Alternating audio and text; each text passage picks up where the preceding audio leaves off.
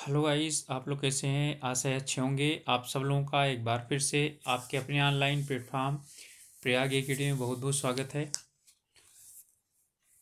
हम लोग उत्तराखंड डीएलएड प्रवेश परीक्षा यानी उत्तराखंड डीएलएड एंट्रेंस एग्जाम से संबंधित शिक्षण अभिरुचि के कुछ एमसीक्यू कर रहे थे, जिसके कि 4 एमसीक्यू के हम लोग टेस्ट कर चुके हैं, जिसकी प्लेलिस्ट बनाई हुई है। आप लोगों ने नहीं देखा है तो प्लेलिस्ट में जा कर के देख सकते हैं।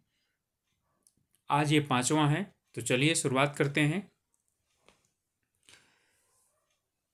आज का पहला प्रश्न है, आप किस विचार से सहमत हैं? ये हमारा शिक्षण यानी कि शिक्षक व्यवसाय से संबंधित प्रश्न होंगे। इसमें ज़्यादातर अध्यापक राष्ट्र का निर्माण करते हैं, अध्यापक छात्रों को निरुत्साहित करते हैं, अध्यापक छात्रों को गुमराह करते हैं, अध्यापक छात्रों को पढ़ाते हैं। ठीक है, तो यहाँ पर आपको इनमें से उत्तर निकालना है कि इसमें कौन सा सही है। तो इसमें लगभग आपको सभी चीज़ें सही लग रही होंगी, लेकिन आपको एक अध्यापक के विषय में सोचना है। ठीक है, यानी अध्यापक बनते हुए एक आपको सोचना है। तो अध्यापक के अनुसार अध्यापक राष्ट्र का निर्माण करते हैं। ठीक है, ज़्यादातर लोग यहाँ पर लगाएंगे छात्रों को पढ़ाते हैं, नहीं, अध्यापक राष्ट्र का निर्माण करते हैं। अध्यापक सिर्फ वो नहीं है जो जाकर के स्कूल में पढ़ाते हैं। शिक्षक को सोचना चाहिए कि छात्र धनवान होते हैं, छात्रों में व्यक्तिगत भिन्नताएं होती हैं, छात्रों की भी अपनी सीमाएं होती हैं, छात्र भी बालकों के समान होते हैं। तो छात्र बालक तो है ही हैं, ठीक है, लेकिन अध्यापक को इसीलिए ट्रेन किया जाता है कि उनको मालूम हो कि छात्रों में विभिन्नताएं होती हैं। शिक्षा में सुधार किस प्रकार संभव है?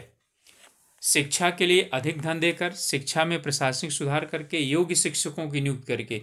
इसके अलावा और कुछ नहीं है। योग्य शिक्षकों की नियुक्ति कीजिए, अपने आप जो है ना सभी चीजें सुधर जाएंगी। अगला क्वेश्चन है, बालक के विकास में किसका योगदान सर्वाधिक होता है? अच्छी पाठशाला, अच्छी पाठ्य पुस्तकें, धनवान माता पिता, योग्य शिक्षक का। तो किसका होता है? योग्य एवं समर्पित शिक्षक का होता है। समाज में पिछड़ेपन का मुख्य कारण क्या है? तो समाज में पिछड़ेपन का मुख्य कारण जो है वो क्या है? अंधविश्वास, सांप्रदायिकता, बेरोजगारी, शिक्षा पर अधिक व्यय। तो इनमें समाज में पिछड़ेपन का जो कारण है वो कौन सा है? अंधविश्वास है, जिसे शिक्षा के द्वारा ही दूर किया जा सकता है। आप लोगों से रिक्वेस्ट है कि आप लोग चैनल पर नए हैं या अभी तक चैनल को सब्सक्राइब नहीं किए हैं तो प्लीज़ ज़रूर सब्सक्राइब कीजिए, और अपने ग्रुप्स में शेयर भी कर सकते हैं। और आप लोग ज़रूर ये बताइए कि हमारा प्रयास कैसा लग रहा है आप लोगों को। यदि आपके साथी आपसे अध्यापन व्यवसाय के बारे में पूछे तो आप क्या कहेंगे? उनके अज्ञानता पर दुख प्रकट करेंगे, उन्हें बताएंगे कि व्यवसाय में उन्हें मजबूरी में आना पड़ा, ये बिल्कुल गलत है, ये भी गलत है, यह एक सम्मानजनक व्यवसाय है? उत्तर नहीं देंगे, ये बताएंगे यह एक सम्मानजनक व्यवसाय है, समाज में इससे अच्छा सम्मानजनक व्यवसाय और कोई नहीं हो सकता है। क्या आप सोचते हैं कि अध्यापक के रूप में आपने गलत व्यवसाय का चयन किया? कभी नहीं। ठीक है, ऐसा विचार नहीं आता है।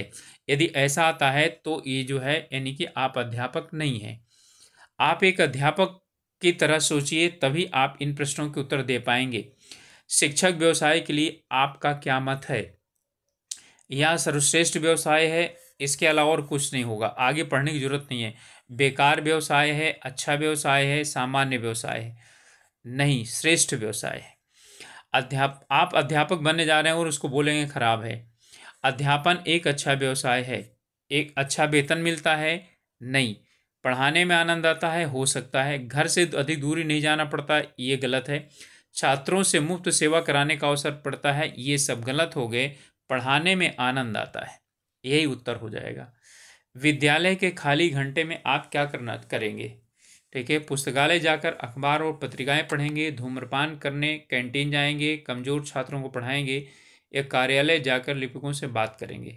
विद्यालय के खाली घंटे में तो विद्यालय के खाली घंटे में आप पुस्तकालय में जाकर अखबार और पत्रिकाएं पढ़ेंगे। या एक सेकंड, खाली घंटे में आप क्या करेंगे? छात्र तो खाली नहीं रहेंगे, कमजोर छात्रों को पढ़ाने का कार्य आप कर सकते हैं, ठीक है, लेकिन जब जो है छात्र खाली होंगे तब आपका उत्तर सी हो जाएगा। अगला प्रश्न है, देखा गया है कि प्रायः निजी विद्यालयों के परीक्षा परिणाम राजकीय विद्यालयों से उत्तम रहते हैं। आपकी दृष्टि में इसका मुख्य कारण क्या है?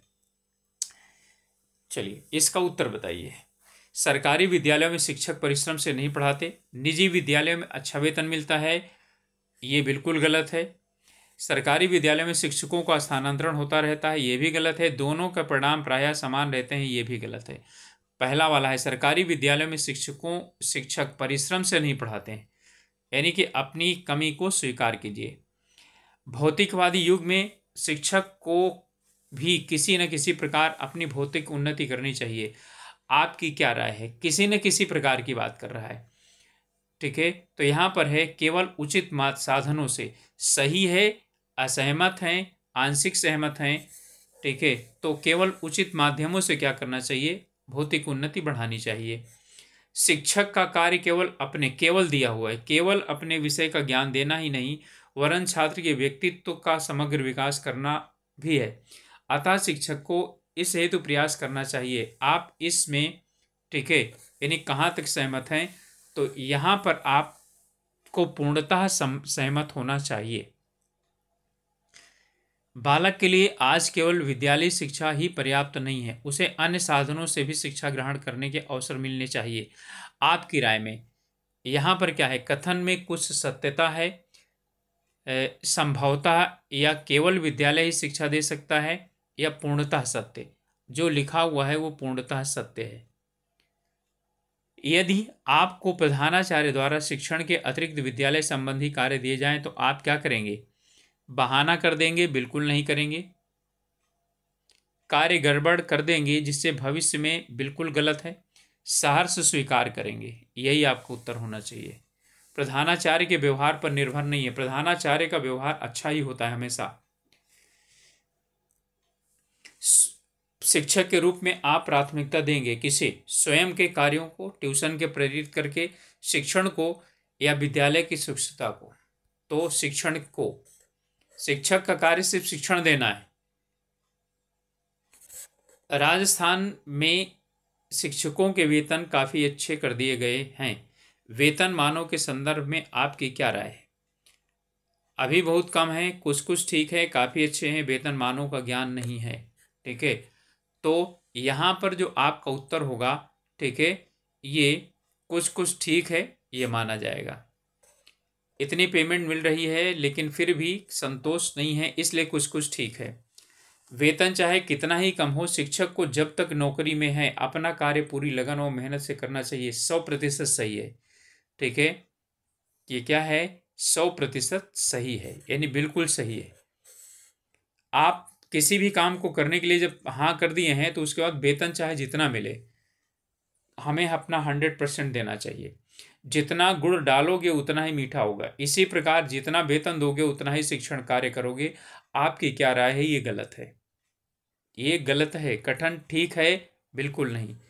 कथन तर्कसंगत नहीं है, ठीक है, और कथन पूर्णतः गलत है। तो क्या है? कथन पूर्णतः गलत है, ठीक है, ओके, ठीक है। एक चीज हम लोग देख लेते हैं, यानी कि जितना गुड़ डालोगे उतना ही मीठा होगा, इसी प्रकार जितना वेतन दोगे उतना ही कार्य करेंगे। आपकी राय क्या है? कथन पूर्णतः गलत है, कथन तर्कसंगत नहीं है, ओके, इसमें यही है, कथन जो है तर्कसंगत नहीं है, ये हमारा उत्तर होगा। यानी तर्क जो है वो गलत है, इसका मतलब ये है। ध्यान दीजिएगा, कथन जो है ना, ये है कथन, ये है जितना गुड़ डालोगे उतना मीठा होगा। ध्यान दीजिएगा, यहाँ पर क्वेश्चन मैंने पहली बार पढ़ा तो ध्यान नहीं दे पाया। जितना गुड़ डालोगे उतना ही मीठा होगा, ये कथन ठीक है, लेकिन यहाँ कह रहा है कि इसी प्रकार जितना वेतन दोगे उतना ही शिक्षण कार्य करेंगे, ये कथन तर्कसंगत नहीं है, ठीक है। तो इसलिए उत्तर हमारा क्या होगा? बी होगा। शिक्षक को विद्यालय संबंधी अपने दायित्व पूरे करने चाहिए, क्योंकि वह वेतन पाता है नहीं, ना करने पर दंड मिल सकता है नहीं, यह उसका क्या है, उत्तरदायित्व है। यही है, यह उसका क्या है, उत्तरदायित्व है। यदि प्रधानाचार्य शिक्षक से नाराज हो तो शिक्षक को क्या करना चाहिए? प्रधानाध्यापक की आलोचना बिल्कुल नहीं करनी चाहिए। प्रधानाध्यापक को साथी द्वारा समझाना चाहिए, ठीक है, नहीं ऐसा भी नहीं होना चाहिए, कुछ नहीं करना चाहिए, सब धीरे धीरे ठीक हो जाएगा, या प्रधानाचार्य के सामने अपना पक्ष प्रस्तुत करना चाहिए, ठीक है। तो अब इसमें बी और सी में से दो में से आपको चॉइस करना है। तो आपको सबसे पहले क्या चॉइस करना है कि प्रधानाचार्य जी के सामने अपना पक्ष रखिए, ठीक है, और उन्हें समझाने की कोशिश कीजिए। ओके, अगला है, आपने सहायक शिक्षक भर्ती प्रवेश परीक्षा के लिए आवेदन पत्र भरा है क्योंकि आप शिक्षक बनना चाहते हैं, कहीं नहीं नौकरी मिली इसलिए गलत है, या परीक्षाओं उत्तीर्ण करना सरल है, ये भी गलत है, परीक्षा देने का अभ्यास होगा, ये नहीं, आप शिक्षक बनना चाहते हैं इसलिए आपने भरा है। समाज सुधार में किसका योगदान अधिक होता है? अध्यापक का, ठीक है। शिक्षक ही क्या होता है, समाज सुधारक होता है, तो इसमें अध्यापक का। नौकरी से अवकाश प्राप्त होने पर आप क्या करेंगे? मौज मस्ती, पारिवारिक कार्य, सामाजिक कार्य, साथी अध्यापकों से मिलना जुलना, तो सामाजिक कार्य किया जाएगा।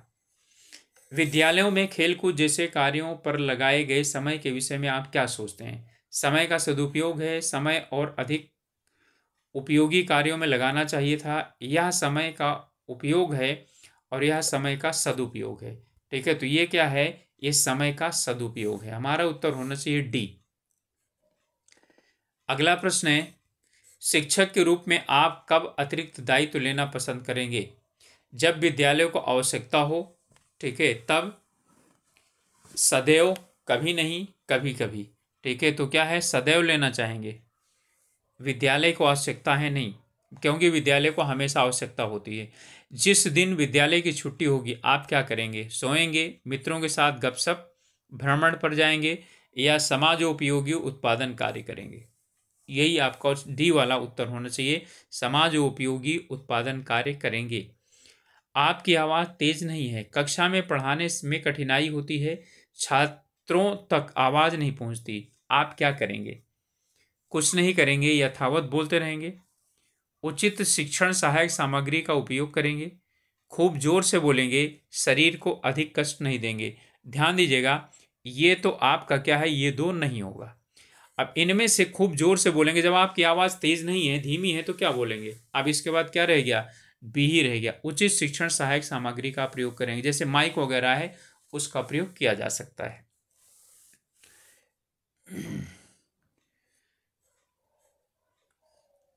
आपके मतानुसार अध्यापक प्रशिक्षण उन्हें ही लेना चाहिए जो शिक्षक नहीं हैं, जो शिक्षक बनना चाहते हैं, जिन्हें कहीं अन्यत्र नौकरी नहीं मिल रही, जो अप्रशिक्षित सेवा यानी कि सेवारत अध्यापक हैं, जो शिक्षक बनना चाहते हैं, उनको लेना चाहिए।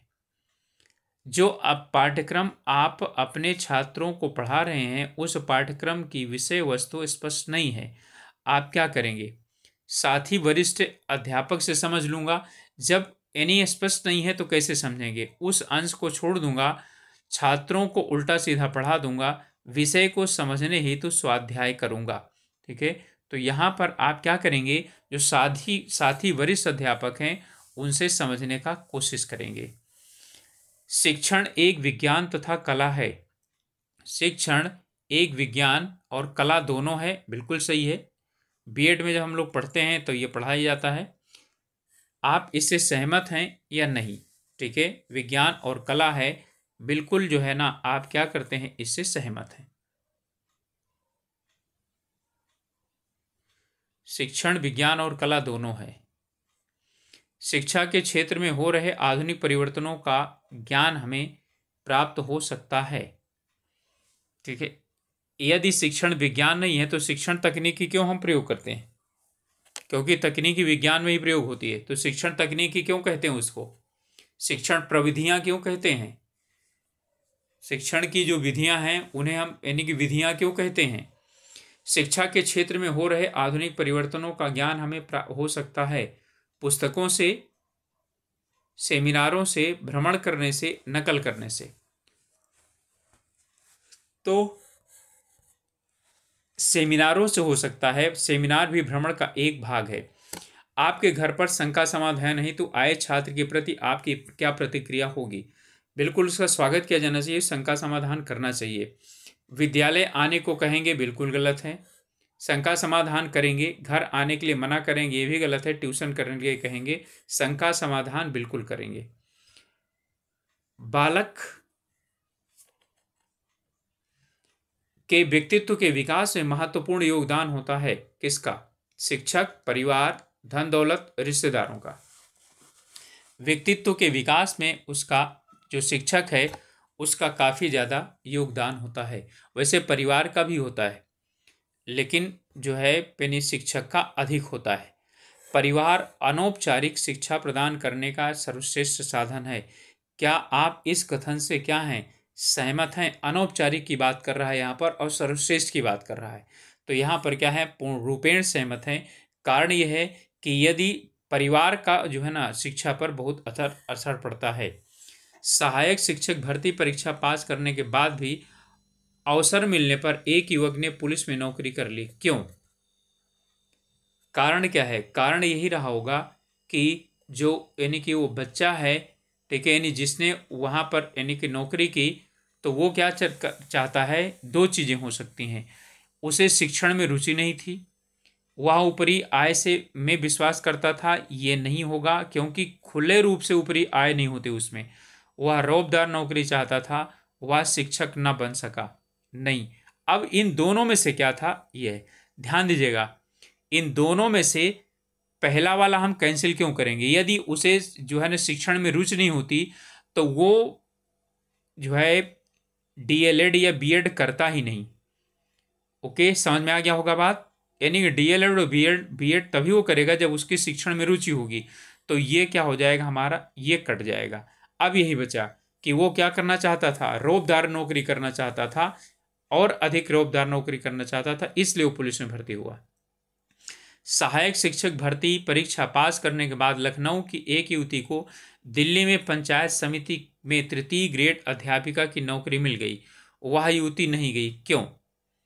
ध्यान दीजिएगा, पहले क्वेश्चन समझ लीजिए अधिक अच्छी तरीके से, क्योंकि इसका आंसर नीचे है।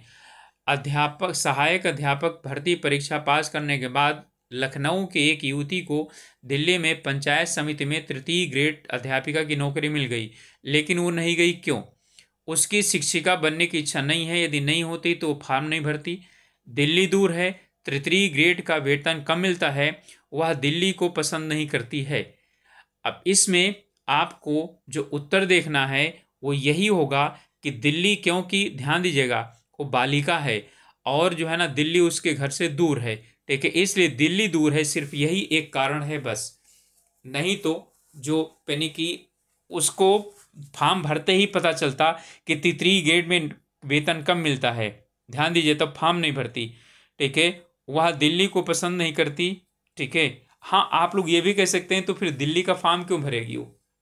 ओके, तो दिल्ली का फॉर्म की बात यानी कि यहाँ पर एक सामान्य तौर पर हम ये भी मान लेते हैं कि उसको दिल्ली में नौकरी मिली, ठीक है, लेकिन फॉर्म उसने कहीं अपने यहाँ से लखनऊ से भरा होगा, ठीक है। चलिए अगला प्रश्न है, यदि कक्षा के सभी छात्र कक्षा में न पढ़ने का आग्रह करें तो अध्यापक क्या करें? नहीं पढ़ना चाहते हैं तो बिल्कुल मत पढ़ाएंगे, नहीं पढ़ाएंगे, ठीक है, क्लियर। अब ना पढ़ाएंगे और इसके साथ हम देखते हैं कि और आंसर हमारे क्या क्या दिए हुए हैं। पढ़ाना बंद कर दें, पढ़ने का आग्रह करें, बिल्कुल नहीं करना है। रुचिकर ढंग से सुनने सुनाने का कार्य करें, प्रधानाचार्य को कक्षा में बुलाएं, ये भी गलत है, ठीक है। अब यहाँ पर आपको दो में पढ़ाना बंद कर दें या रुचिकर ढंग से सुनने सुनाने का कार्य करें, ठीक है। अब इन दोनों में से एक को आप लोगों को चुनना है। तो पढ़ाना बंद करके और क्या करें, रुचिकर ढंग से कहानी कथा या कुछ भी पढ़ाएं बच्चे को। और आप अध्यापक के अंदर इतनी योग्यता होनी चाहिए कि ऐसी ही कहानी पढ़ाए या ऐसे ही कथन कहे जिससे कि बच्चों को साथ में पढ़ा भी दे, और फिर क्या हो जाए, पढ़ा भी दे और उसका यानी कि एम भी पूरा हो जाए और बच्चों को पता भी न चल सके, वो अध्यापक है। स्वानुभव द्वारा अर्जित ज्ञान ही सर्वोत्तम होता है। क्या आप इस कथन से सहमत हैं? देखिए, ज्ञान स्वानुभव जो है यानी कि है, तो वो क्या है? सर्वोत्तम है। ये इस पूर्णतः सहमत है। ठीक है। लेकिन यहाँ पर क्या है, और भी ज्ञान जो है कहीं से मिलता है तो वो स्वानुभव द्वारा ही प्राप्त होता है। ठीक है, इसलिए इससे ये सर्वोत्तम है। बालक का प्रथम शिक्षक कौन होता है? प्राइमरी स्कूल का अध्यापक माता, उसकी माता होती है। ओके। सहायक शिक्षक भर्ती की प्रवेश परीक्षा में शैक्षणिक अभिरुचि की जांच करना क्यों महत्वपूर्ण है? उपाधि प्राप्त कोरा ज्ञान अध्ययन में सहायक नहीं होता, ये उत्तर हमारा हो सकता है। अध्यापक अध्यापन कार्य में सहायक प्रवृत्ति का पता चलता है।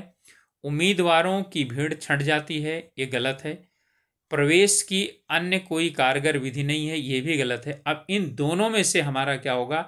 एक सही होगा। ठीक है। उपाधि प्राप्त कोरा ज्ञान अध्यापन में सहायक नहीं होता। ठीक है, नहीं, ऐसा कुछ नहीं है। अध्यापन कार्य में सहायक प्रवृत्ति का पता चल जाता है।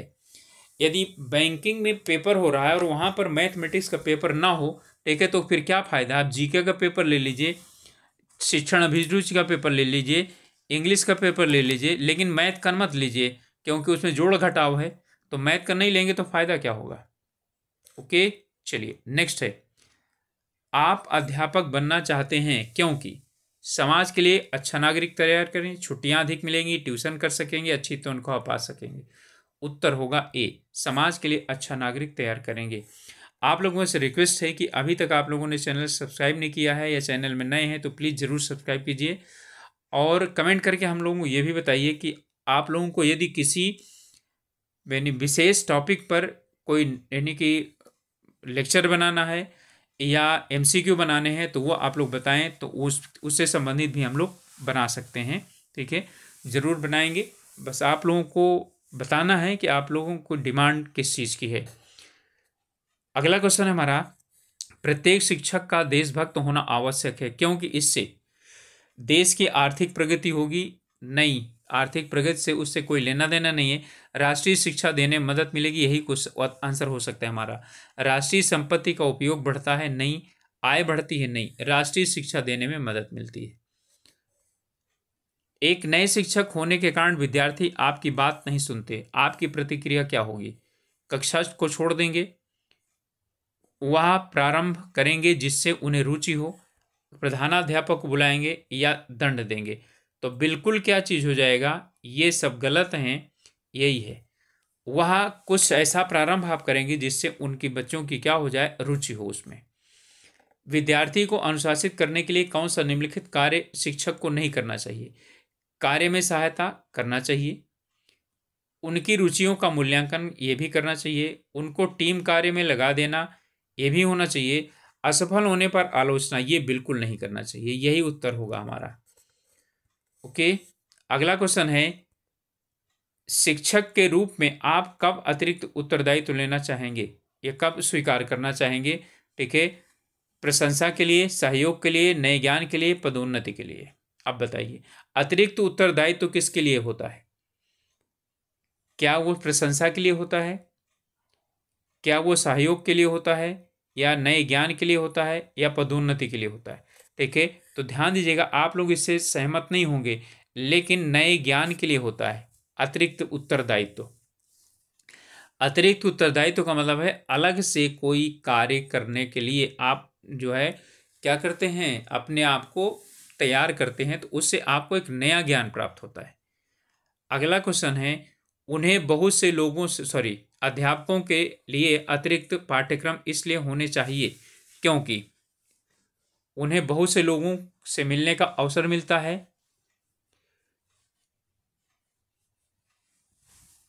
उन्हें अपने विषय में आधुनिकतम ज्ञान एवं विकास की जानकारी मिलने का अवसर मिलता है, उन्हें सवेतन अवकाश मिलता है, उनका आयोजन ही नहीं होना चाहिए। ठीक है, नहीं, ये क्या है? गलत है। उन्हें अपने विषय में आधुनिकतम ज्ञान एवं विकास की जानकारी मिलने का अवसर प्राप्त होता है। ये उत्तर होगा हमारा।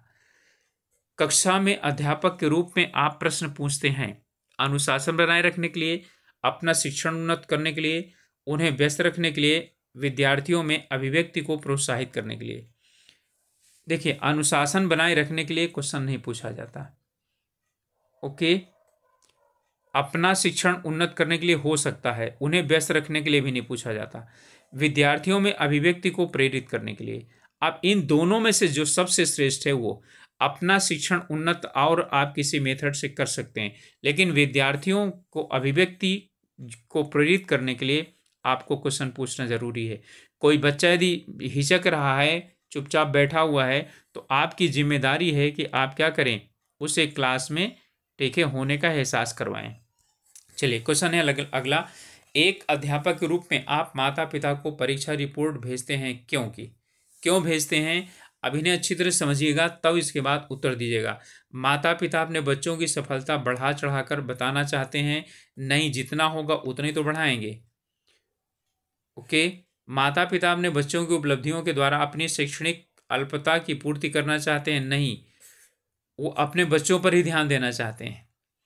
इसके बाद है, माता पिता जानना चाहते हैं कि क्या उनके बच्चे दूसरे बच्चों की तुलना में ठीक कार्य कर रहे हैं। माता पिता जानना चाहते हैं कि स्कूल में उनके बच्चे कैसा कार्य कर रहे हैं।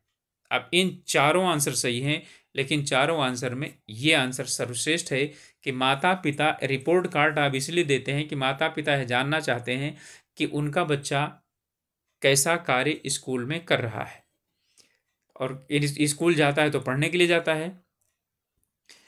निम्नलिखित में से आप किस शिक्षक को सर्वाधिक पसंद करेंगे? वह जो विभिन्न माध्यमों से आमदनी बढ़ाने के तरीके जानता हो? नहीं। वह जो कक्षा में बहुत नियमित और समय का पाबंद हो? वह जो कक्षा में नए नए विचारों को प्रस्तुत करता हो? या वह जो परीक्षा के प्रश्नों का अनुमान लगाने में कुशल हो?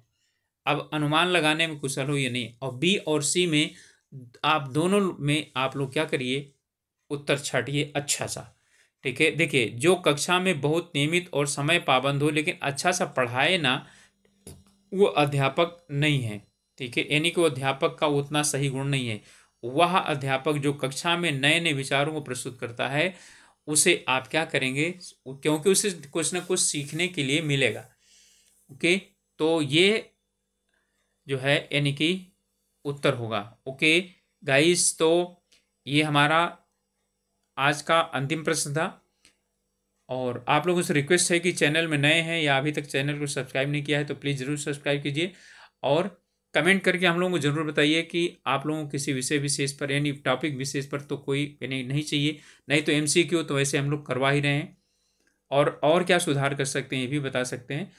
ओके, तो मिलेंगे अगले वीडियो में, तब तक के लिए आप लोग अपनी पढ़ाई पर ध्यान दीजिए, खान पान पर भी ध्यान दीजिए, और पढ़ते रहिए। Okay, all the best.